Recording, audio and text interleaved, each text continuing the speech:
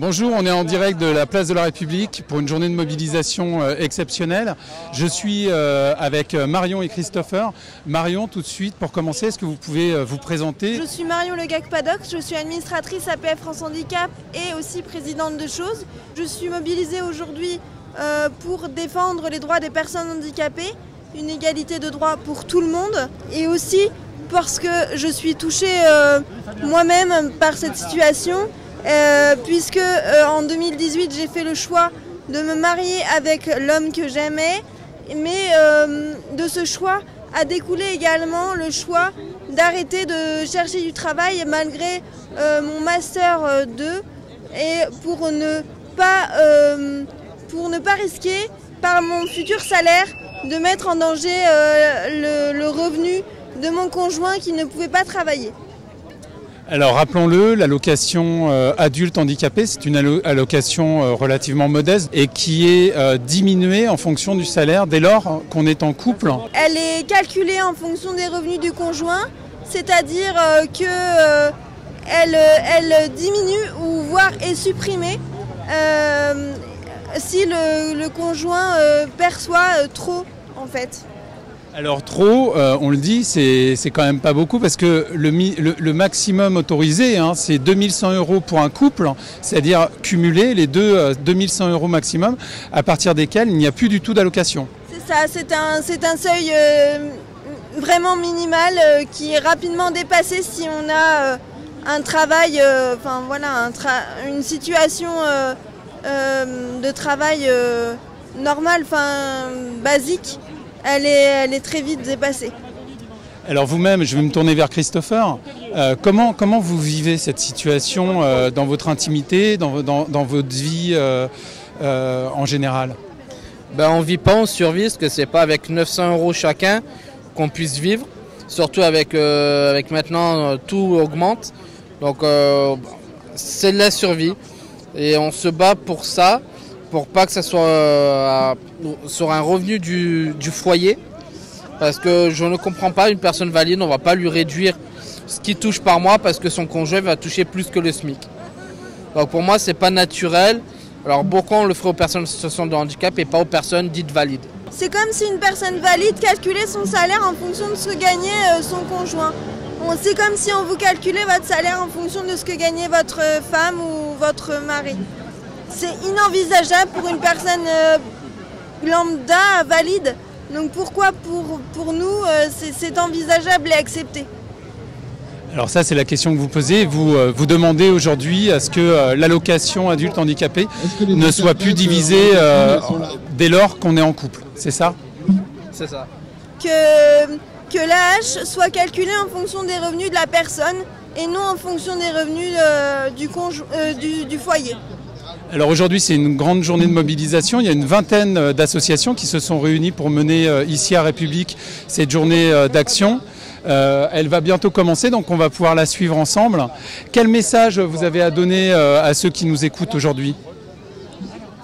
Eh bien écoutez, c'est un message de justice, c'est un message aussi d'amour parce que moi, l'association Chose défend la vie sensuelle et la vie amoureuse des personnes handicapées, la vie sexuelle également. Nous avons tous le droit à une vie sexuelle, à une vie amoureuse, à une vie en couple, comme tout le monde. Et nous demandons juste que cette liberté à l'amour, cette liberté à avoir une vie de couple ne soit pas dépendante d'une réalité financière, d'une dépendance financière qui empoisonne la vie de couple et qui n'est pas envisageable pour les couples de personnes valides. Comment les gens qui entendent votre témoignage peuvent agir en faveur contre cette injustice? Il y a une pétition qui tourne en signant justement cette pétition qui permettra d'avoir plus d'appui au niveau du Parlement, au niveau de la politique pour la défense de nos droits. Il faut essayer de se faire entendre parce que pour l'instant, comme le disait Pascal Ribes, président de l'APF France Handicap, le gouvernement est sourd, voire méprisant envers cette revendication et ne comprend pas que cette demande dépasse aussi une demande non seulement d'indépendance financière, mais c'est aussi psychologiquement un équilibre dans le couple qui est remis en cause par cette conjugalisation et cette dépendance financière du couple en fait. Vous êtes contre la conjugalisation, c'est-à-dire le fait que dès lors qu'on est ensemble, les revenus sont diminués. Oui, c'est ça. Oui, c'est ça. Ce n'est pas juste en fait de devoir calculer son salaire, calculer ses revenus en fonction de ce que gagne son conjoint. Ce n'est pas juste. Voilà, je crois que c'est très clair. On vous remercie pour ce témoignage. On va pouvoir suivre cette initiative. Donc, il va y avoir des prises de parole. Il va y avoir un petit happening. On rappelle que la une de l'Humanité, le journal L'Humanité fait sa une aujourd'hui sur cet événement, sur cette mobilisation. L'Humanité se fait l'écho de cette demande, de ce combat. Il en fait sa une, il en fait son événement, son éditorial aussi. Donc des contenus que vous pouvez retrouver sur le site de l'UMA et qui contiennent des témoignages, mais aussi de l'analyse, du décryptage, etc. Et puis ici aujourd'hui, on a beaucoup de personnes qui sont venues pour témoigner, qui sont venues pour expliquer cette situation, parce que juste avant que ça commence, peut-être un dernier petit mot. Vous-même, vous avez fait le choix de vous marier et de renoncer à votre métier. D'autres font le choix inverse, de ne pas se marier pour pouvoir continuer à travailler. C'est une situation kafkaïenne. Il y a même pire, il y a des couples qui font le choix de casser leur Pacs. Donc de casser leur Pacs ou même de divorcer parce qu'ils se rendent compte que financièrement, ils n'arrivent plus à tenir. Financièrement ou psychologiquement, parce qu'il y a toujours cette idée de dépendance financière très difficile à accepter pour quelqu'un. Et donc ils décident de divorcer ou de se séparer ou de rompre leur Pacs, non par manque d'amour mais par choix financier. Et donc c'est une réalité assez terrible, assez horrible. Merci beaucoup. L'initiative commence. On vous remercie encore une fois pour votre témoignage très clair. Et on va commencer à filmer l'initiative et puis vous montrer un peu, vous faire découvrir ce décor au pied de la place de la République aujourd'hui. Donc pour lancer cette journée de mobilisation et cette manifestation place de la République, je laisse la parole à Pascale Rive, qui est présidente de l'APF France Handicap. Merci Patrice. Le code napoléonien, en effet, considérait jusque dans les années 70 la femme comme une éternelle mineure. Là, ce sont des adultes en situation de handicap qui sont aujourd'hui encore considérés comme d'éternels mineurs et qui doivent donc choisir entre leur vie affective et leur souhait de vivre de manière digne avec la location qui leur revient. C'est inadmissible, c'est une véritable discrimination contraire aux droits fondamentaux. Tout comme c'est inadmissible aussi cette indifférence, voire le mépris du gouvernement et de la majorité parlementaire qui refuse encore cette réforme essentielle qu'est la déconjugalisation de l'AAH, pourtant soutenue par de nombreux citoyens français, pour ne pas dire tous, ce qui revient à refuser d'entendre la voix du peuple. Merci à tous d'être là. Donc Arnaud Dobroca, je représente ici le collectif handicap, qui est un collectif qui rassemble à peu près 50 associations, associations représentant au plan national les personnes handicapées et leurs familles.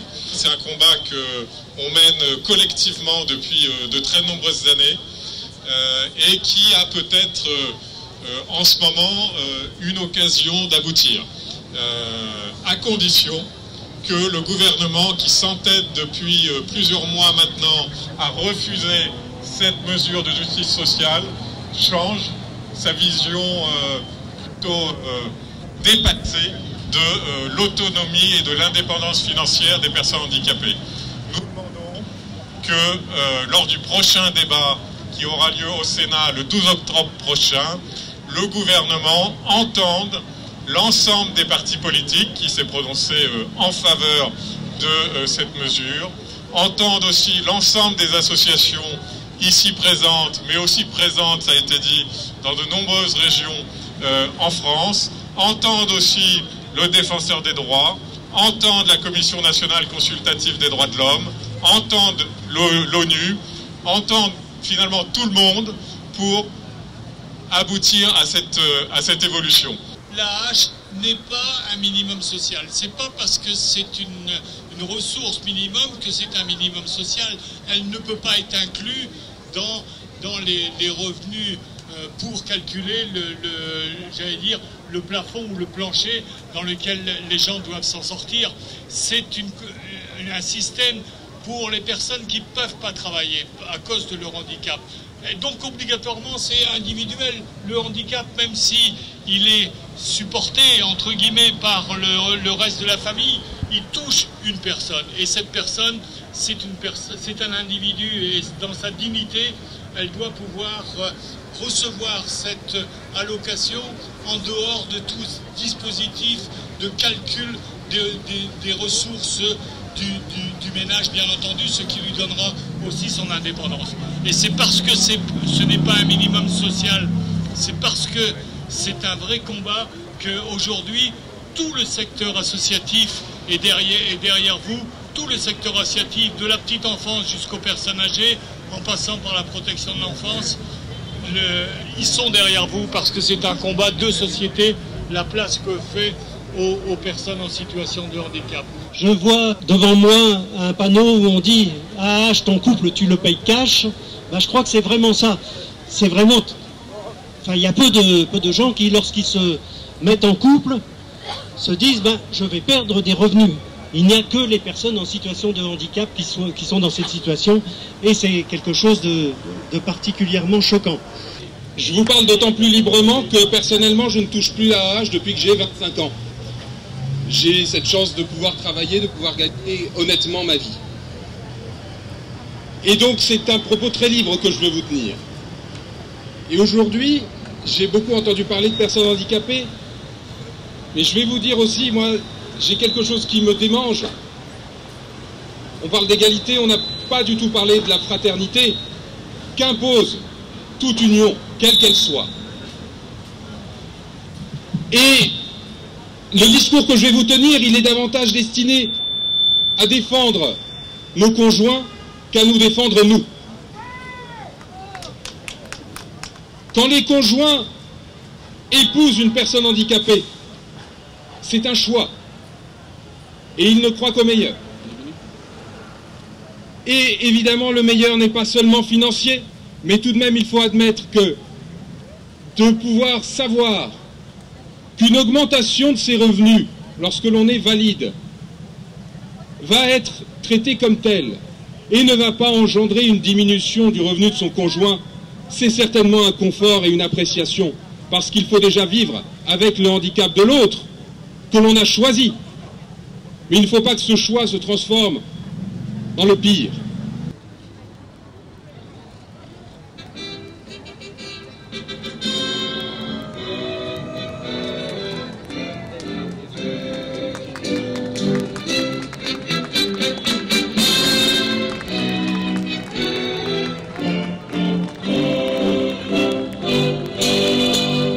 Mesdames et messieurs, très heureux de vous accueillir non pas exceptionnellement dans la salle de l'Hôtel de Ville, mais sur la place de la République. Et nous allons procéder à la cérémonie du mariage. Je vais vous faire grâce, ne serait-ce que parce que je ne les ai pas en tête, des articles 212, 213, 214, 215 et 376-1 du Code civil. Michel, voulez-vous prendre pour femme et légitime épouse Liliane? Et vous, Liliane, voulez-vous prendre pour mari et pour légitime époux Michel? J'hésite. Je ne sais pas. Je me pose des questions. Si je me marie, je ne garde pas la hache. Et si je garde la hache, je ne me marie pas. Donc qu'est-ce que je fais? Donc je suis désolée, mais voilà. Je prends le deuil de la hache. Je prends le deuil de mon mariage, de mon amour.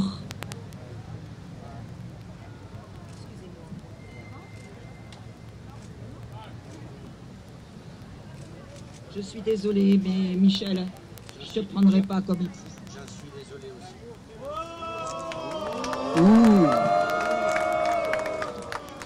C'est ce qu'on appelle le mauvais prix de l'amour. Ne désespérons pas qu'un jour, bientôt, il pourra remarquer.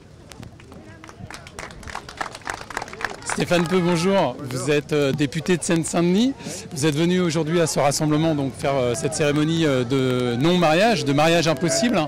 Il y a une bataille parlementaire qui est menée contre cette conjugalisation de l'allocation adulte handicapé. Une campagne qui a été engagée dès 2017 par vous et Marie-Georges Buffet. Est-ce que vous pouvez nous raconter comment ça s'est passé et où on en est aujourd'hui ?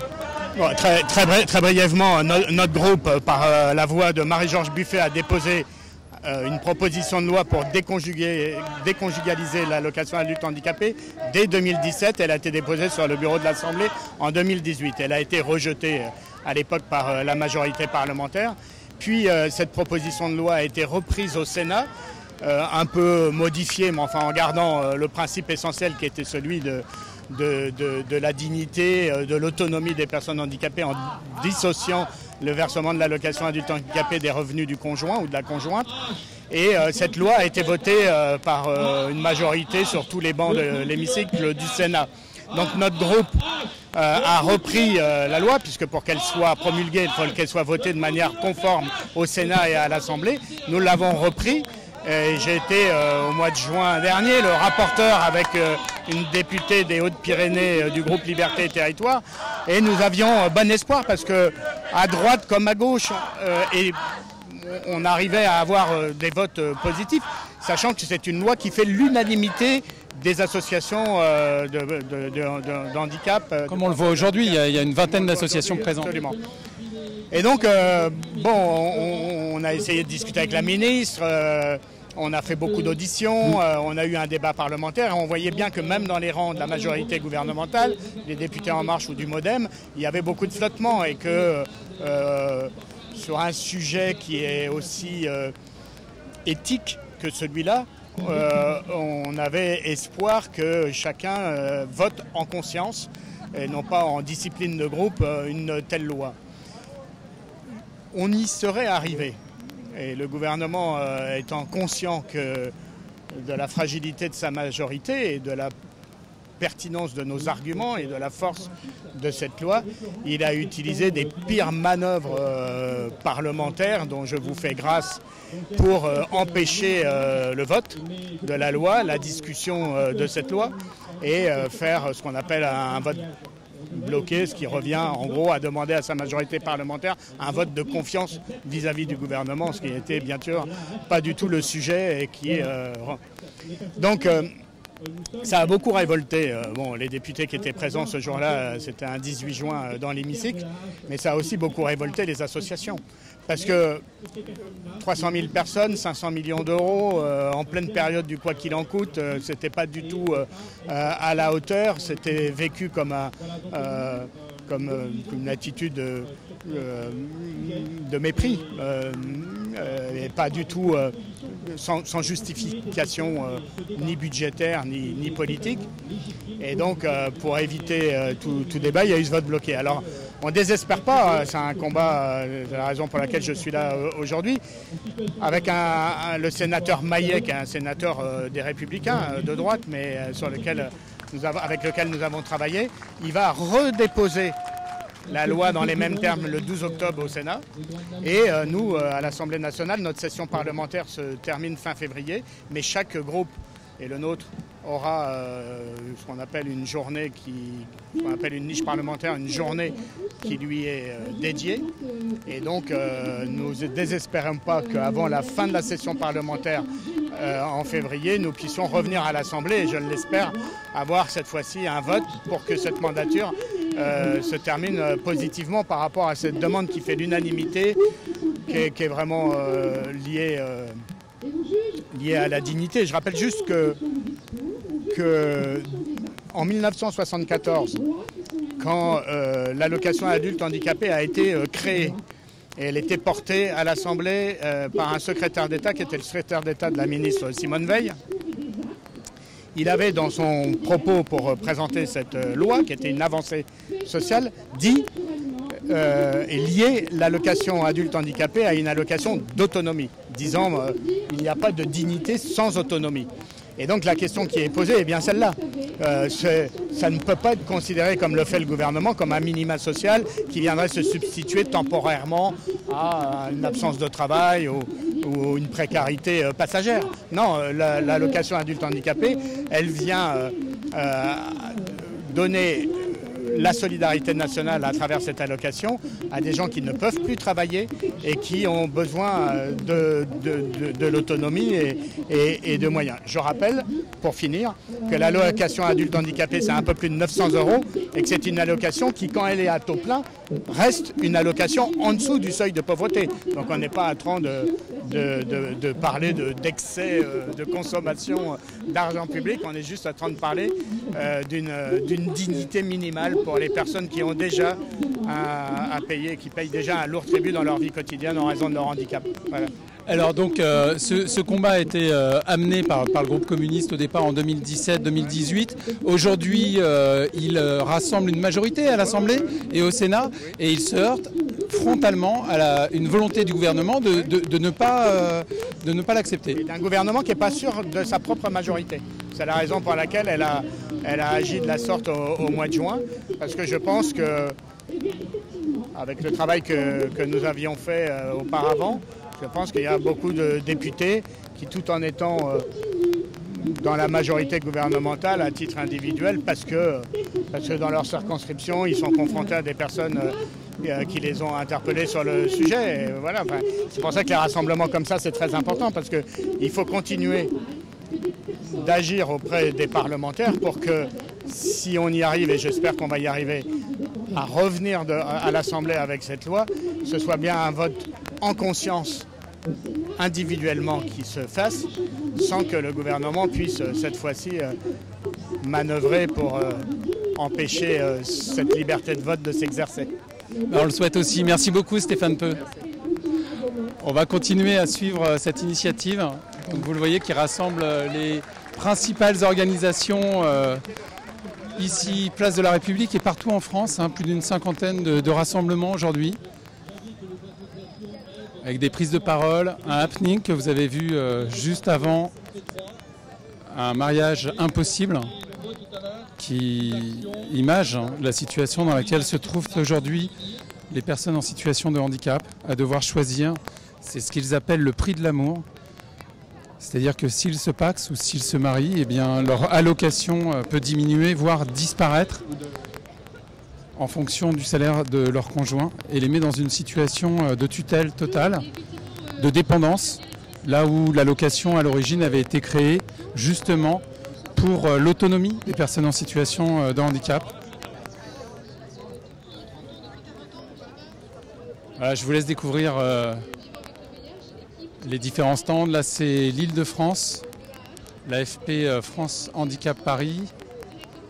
On va peut-être se rendre à la petite tente au bout où se trouve une radio qui diffuse actuellement sur Twitch et qui s'appelait Radio Roue Libre et qui recueille des témoignages depuis le début de cette initiative, de cette mobilisation. Jérémy, donc vous avez monté cette radio pendant le confinement, pendant le début du confinement, vous me racontiez cela. Quel a été l'objectif ? Quel a été l'objectif ? Sortir les gens de leur isolement en fait, sortir nous de notre propre isolement parce qu'on était tous enfermés les uns chez les autres et sortir les adhérents de leur isolement puisque toutes les activités qu'on faisait en présentiel n'existaient plus. Donc il fallait bien qu'on trouve un moyen de faire ça. Et l'idée est venue de faire de la radio parce que techniquement c'était pas si compliqué, qu'on s'est lancé, qu'on savait pas spécialement faire et qu'on a très vite bidouillé au départ avec Shoutcast et puis après on a upgradé un peu les choses, on est passé sur Twitch et voilà. Et là aujourd'hui on est en direct sur Twitch ? Là ils sont en direct sur Twitch, nos deux camarades, et on a retransmis depuis le début la manif, voilà, pour que pareil ça donne un petit côté, une personne qui est isolée chez elle et qui n'a pas pu faire le déplacement, elle peut déjà suivre la manif avec nous. En même temps que sur le Facebook de l'UMA. Donc sur le Facebook de l'UMA, où il y a ma tête et je voulais pas qu'on la voie, mais c'est pas grave, elle y sera quand même. Oui, parce qu'habituellement c'est ta voix qu'on entend et on te voit pas. C'est pour ça, moi j'aime bien la radio puisqu'on est caché, mais là du coup je suis dans la télé. C'est la vie, c'est pas grave. Non, mais alors on a plein d'émissions en fait, on fait pas que, on fait du live comme ça sur de l'événementiel, mais on a plein d'émissions régulières, une émission sur la vie affective et sexuelle, des émissions thématiques sur le gaming, sur des émissions juridiques avec une avocate qui venait conseiller les gens sur des cas concrets. On fait plein de trucs en fait, et donc n'hésitez pas à suivre Radio Roue Libre, il y a plein de choses qui s'y passent. Donc on la trouve où? Radio Roue Libre, on tape dans Google, Radio Roue Libre? Dans Google, je pense qu'on peut trouver, sinon c'est sur Twitch et c'est Radio_Roue Libre tout attaché. D'accord, donc pour ceux qui voudraient suivre en direct les témoignages qui sont recueillis ici lors de cette mobilisation, allez-y tout de suite sur Twitch. La vocation de Radio Roue Libre, c'est de s'intéresser à toutes les questions liées au handicap? C'est de base la radio des adhérents de APF France Handicap. Donc c'est leur radio, donc on parle effectivement de beaucoup de handicap, mais pas que. Donc voilà, Radio Roue Libre, que vous pouvez retrouver sur Twitch en ce moment même. Le rassemblement continue, on rappelle qu'il y a plus d'une 50aine de rassemblements dans toute la France, à l'appel de plus d'une 20aine d'organisations, d'associations, pour demander de déconjugaliser l'AAH, c'est-à-dire l'allocation adulte handicapé, pour permettre aux personnes en situation de handicap de vivre pleinement leur amour, sans contraintes financières, sans devoir choisir entre leur métier, leur salaire et leur mariage. On en est là en 2021. Il y a une bataille parlementaire menée par le groupe communiste depuis 2017 qui aujourd'hui fait l'unanimité au sein du Parlement et du Sénat, mais qui est bloquée par le gouvernement, qui refuse de déconjugaliser. Et les associations sont là aujourd'hui pour dire qu'il faut absolument passer à la déconjugalisation, c'est une urgence. N'hésitez pas à partager ce live, évidemment, pour faire connaître cette situation et ce combat. À nous laisser votre commentaire aussi. Et puis à acheter l'Humanité ou à le lire en ligne sur humanité.fr. Puisqu'aujourd'hui, vous le savez, l'UMA a fait son événement sur cette mobilisation avec cette image de une. Voilà, c'est la une de l'Humanité d'aujourd'hui qui en fait l'événement avec 4 pages de témoignages, d'analyses, d'historique sur l'AAH qui a été créée en 1975, mais aussi qui explique comment la bataille parlementaire est menée et où elle en est aujourd'hui. Et puis qui en fait aussi son édito. Donc vous le voyez, l'Humanité a décidé de mettre un coup de projecteur sur cette mobilisation qui est malheureusement trop peu relayée dans les médias, puisque visiblement nous sommes les seuls aujourd'hui présents place de la République pour en parler, malheureusement, parce qu'on aimerait qu'il y ait beaucoup plus de médias qui donnent la parole aux personnes en situation de handicap et qui soient à leur côté pour relayer leurs paroles. Voilà.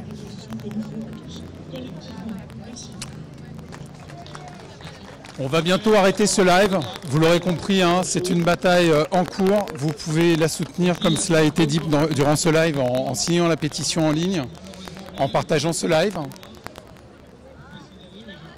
On espère que ça vous aura permis de vivre de l'intérieur cette mobilisation. On vous dit à bientôt pour un nouveau live. Abonnez-vous à notre page si vous voulez suivre nos lives. On essaie d'être au cœur des mobilisations sociales dans le pays. À bientôt.